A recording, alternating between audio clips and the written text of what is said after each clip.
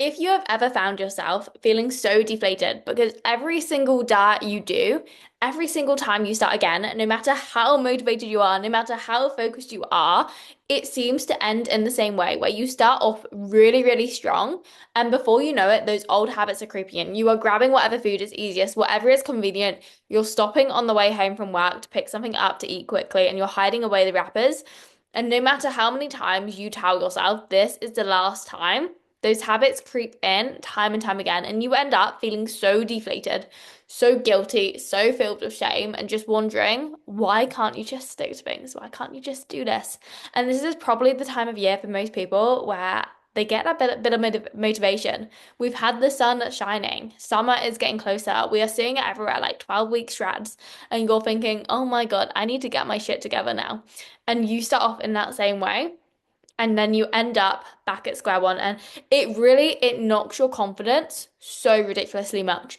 It knocks your confidence so much because you start to form evidence in your brain that you can't do this. Every time you start a diet and feel like you messed up, you are then forming evidence in your brain that goes, yeah, I knew you couldn't do it. I knew you were going to mess up. So now every single time you start again, you're going into it with in a harder position because you've got your brain screaming at you going, oh, but think about that last time and the time before that. Think about all those other times where you just ended up back at square one.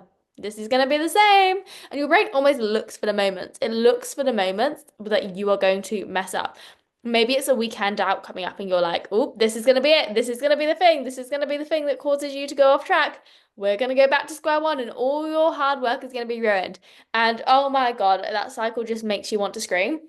And I'm going to tell you right now something that you probably don't realize. And that is the fact that you will never be able to stick to these diets. You will never be able to lose the weight that you have said that you've wanted to lose for so long. You will never be able to feel comfortable in your body until you change this thing. And that is until you stop looking surface level. You stop just looking at the diet and the exercise as the only thing that needs to change. And instead, you get a little bit deeper and you actually start working on your mindset. You actually start working on the beliefs that you hold. You actually start working on your relationship with food. Because until you address your lifestyle, until we take this duality approach, nothing will shift for you.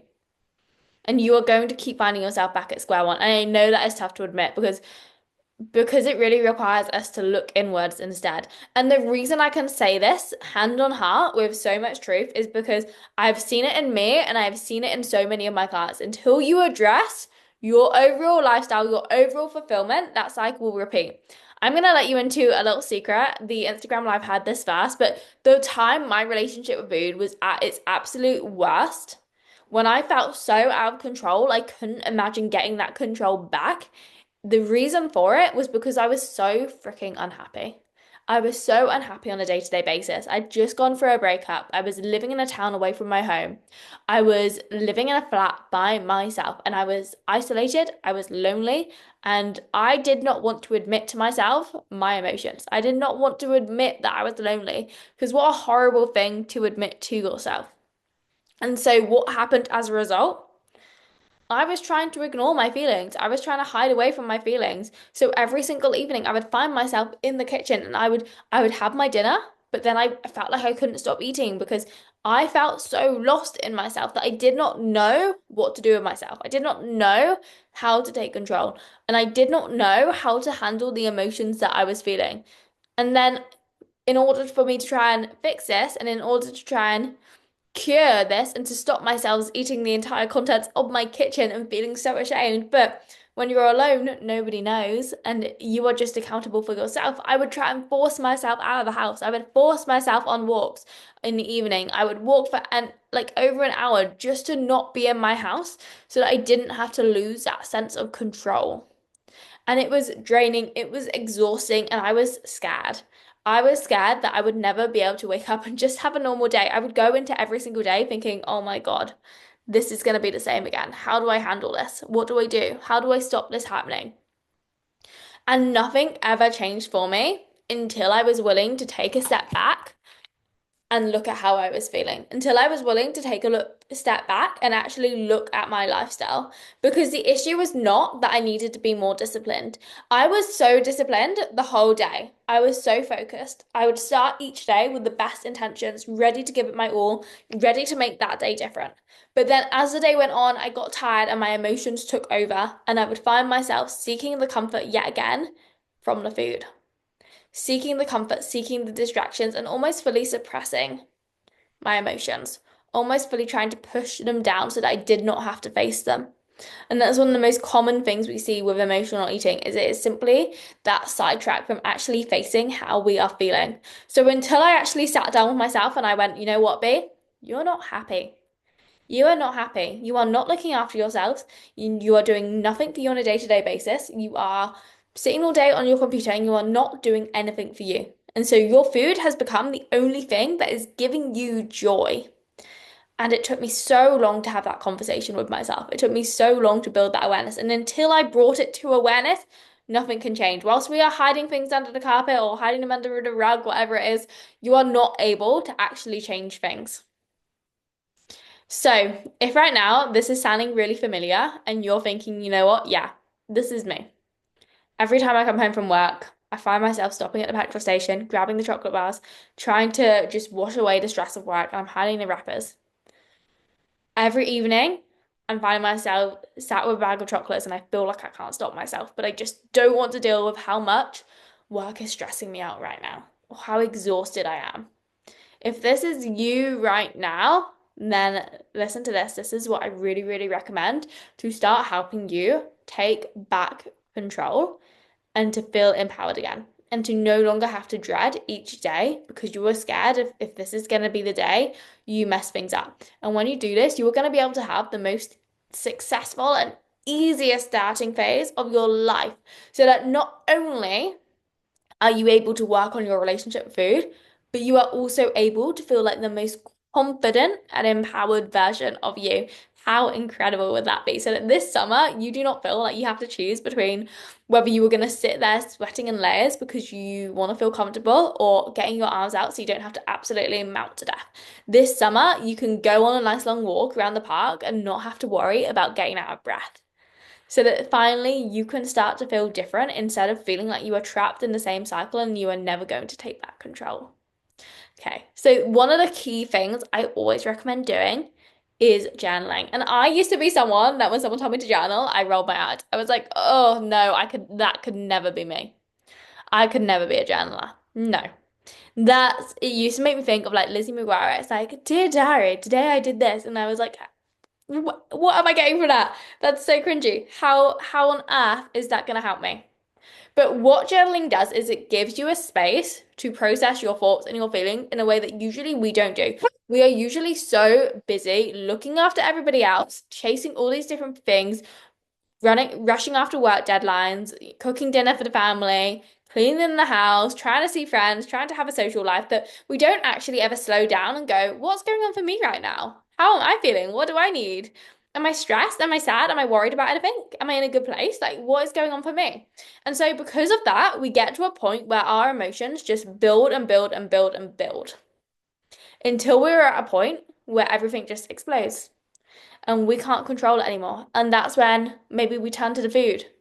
That's when maybe we start off the diet because we've got to a point where we can no longer deal with things as they happen because we've ignored how we are feeling for so long.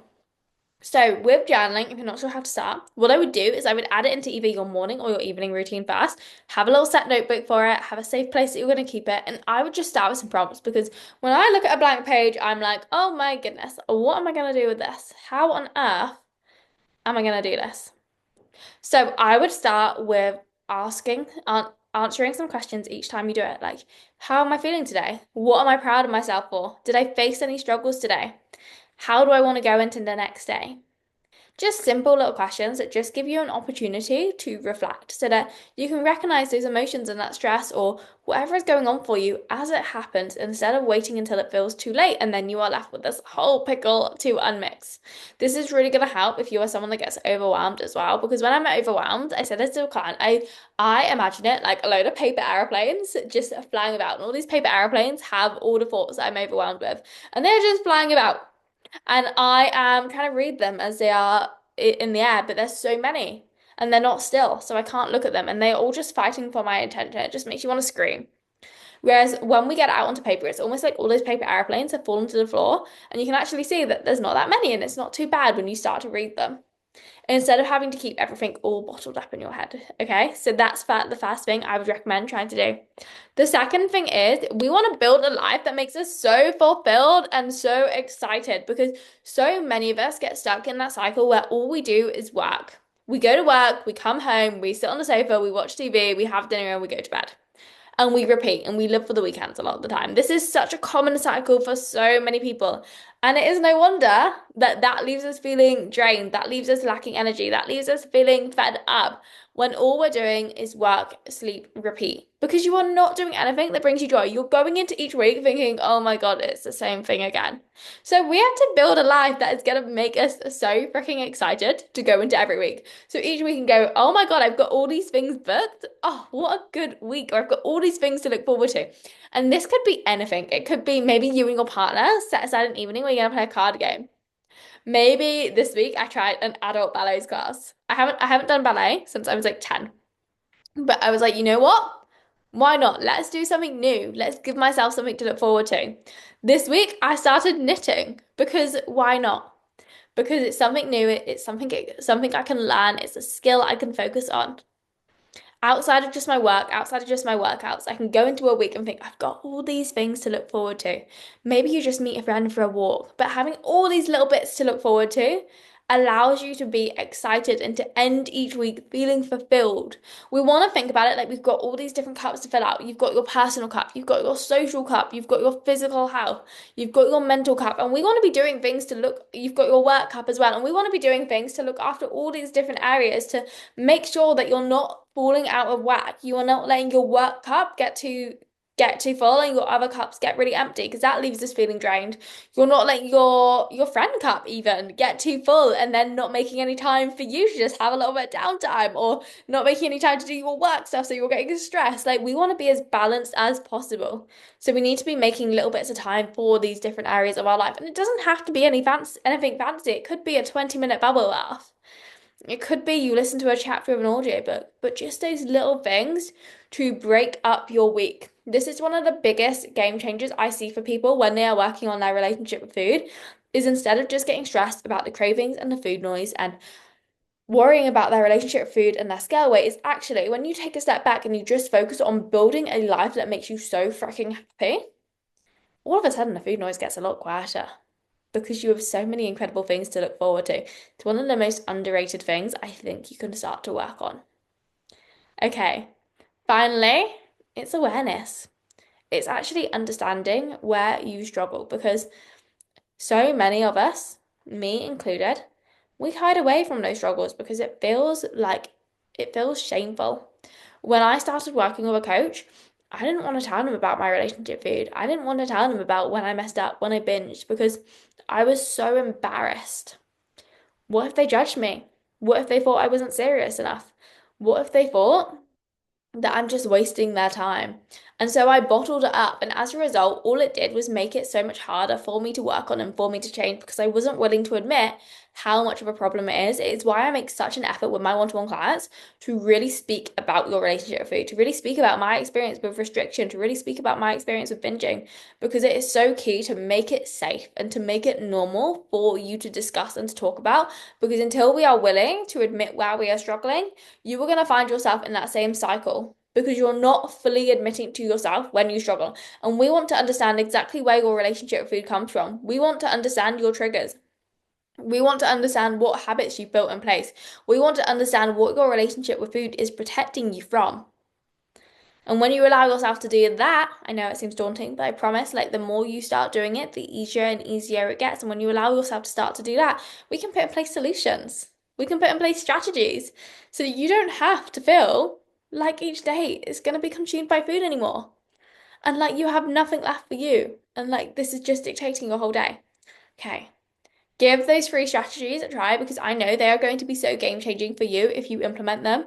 They are going to help reduce that food noise so much for you. They are going to improve your consistency so much on your journey. It's about taking that duality approach.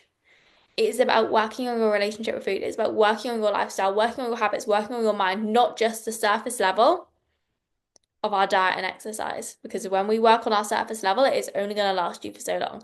We want to actually start rewiring your entire freaking brain so that this gets to a point where it feels so effortless that you go and get an ice cream for the day without even checking the calories and without a second thought about how it's going to impact your progress and how it's going to impact you. Okay. I hope you've enjoyed this one. Make sure you give me a follow to catch up on the next episode and keep your eyes peeled because there is going to be something so helpful coming to you guys that have really resonated with this episode.